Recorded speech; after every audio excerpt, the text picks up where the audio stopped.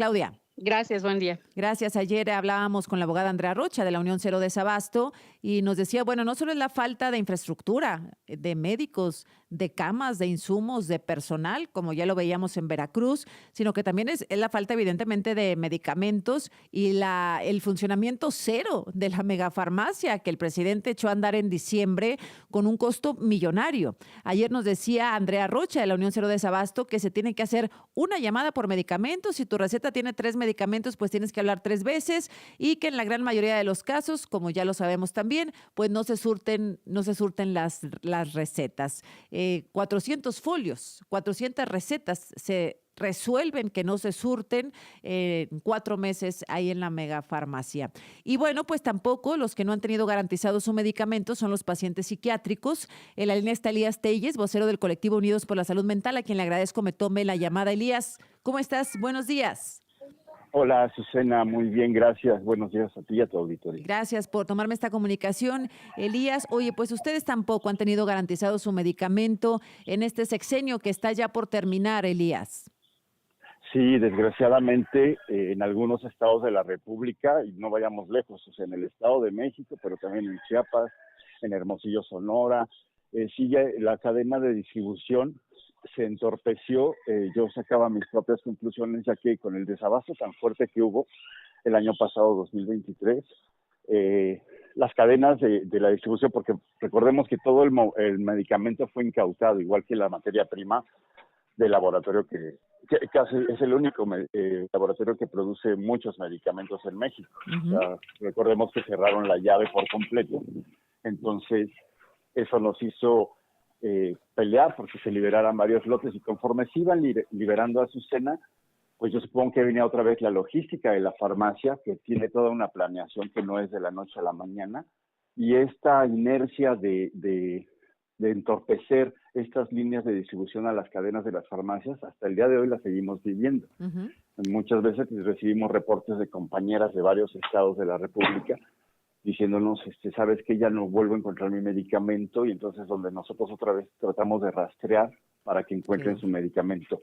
Entonces, y el problema es que también vamos a llamarle efecto secundario del desabasto, es que cuando no encuentran su medicamento, pues luego entran en mucha ansiedad los pacientes o los familiares, diciendo, otra vez hay un desabasto. Claro, porque sabes que Elías, bueno, ayer hablaba con un par de personas con depresión o con ansiedad y dicen, bueno, es un infierno no tener los medicamentos que te ayudan a vivir, ¿no? Literalmente, sufrir depresión crónica o tener algún padecimiento mental, pues es el infierno para los pacientes, y no tener este medicamento, pues es casi condenarlos a muerte, Elías.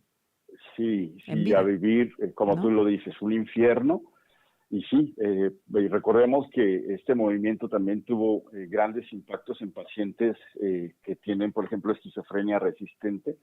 Muchos de ellos ni siquiera pueden decirnos, oye, me siento así o me siento mal.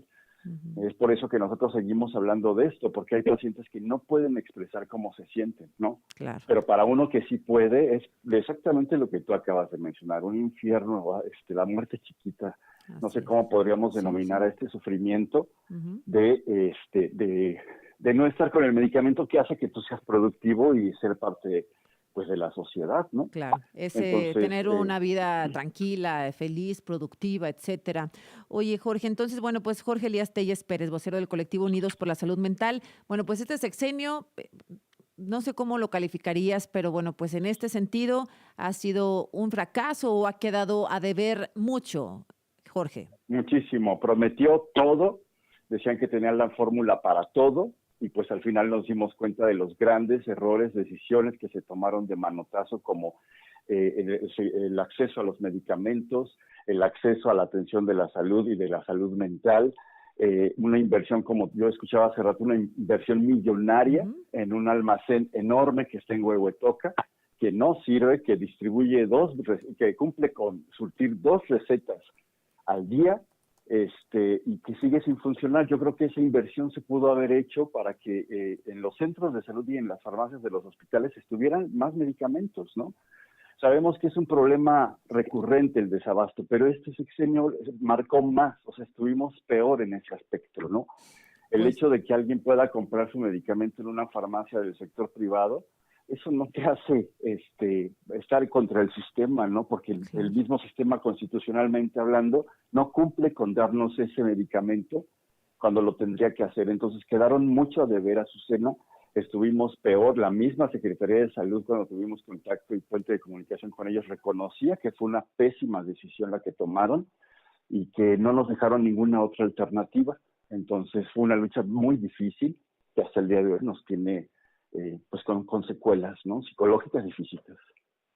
Bueno, oye, bueno, decíamos ya, pues el pasado ya está por terminar el sexenio y ustedes envían una carta, pues con la esperanza de que la próxima presidenta resuelva esta situación, Elías. Envían una Así carta es, sí, a sí. todos los candidatos, a los tres.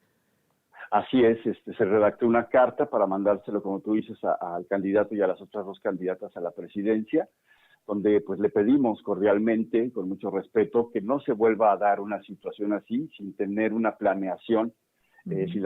Si las autoridades sanitarias ven algún riesgo sanitario, que en este caso de los medicamentos Bien, psiquiátricos no se pudo comprobar absolutamente nada de que hubiera un riesgo bien, real sanitario para el paciente, bien. pues que no se tomen decisiones de manotazo, sin planeación alguna, y que también se incentive a que haya tanto más investigación científica como más laboratorios que nos den ese medicamento que hace que mejore nuestra calidad de vida, Azucena. Correcto. Ese pronunciamiento lo mandamos, esperemos que llegue a las manos de las candidatas para que sepan que nosotros, pues este movimiento sigue vivo, porque no queremos que se repita. Claro, bueno, te lo vamos a enviar también a los voceros, a los que están ahí en comunicación de las candidatas y el candidato. Se fecha el día de hoy, 28 de mayo, y ojalá que haya alguna respuesta. Elías Telles Pérez, gracias y un abrazo. Muchas Muchas gracias, gracias. Azucena. Igualmente, hasta luego. Gracias a ti, gracias. Regresamos.